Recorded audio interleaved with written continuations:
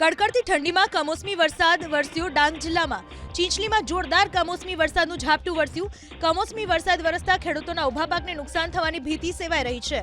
બીજી તરફ ડાંગના 4 દિવસથી વાતાવરણમાં પલટો આવતા ખેડૂતો પણ ચિંતામાં મુકાયા છે।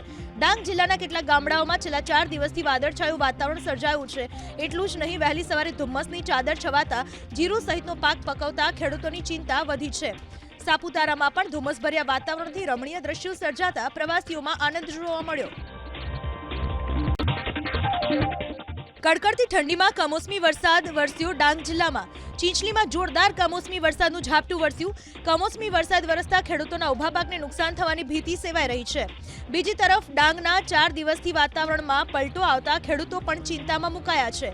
ડાંગ જિલ્લાના કેટલાક ગામડાઓમાં છેલ્લા 4 દિવસથી વાદળછાયું વાતાવરણ સર્જાયું છે।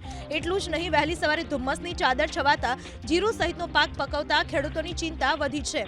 સાપુતારામાં પણ ધુમ્મસભર્યા વાતાવરણથી રમણીય દ્રશ્યો સર્જાતા પ્રવાસીઓમાં આનંદ જોવા મળ્યો।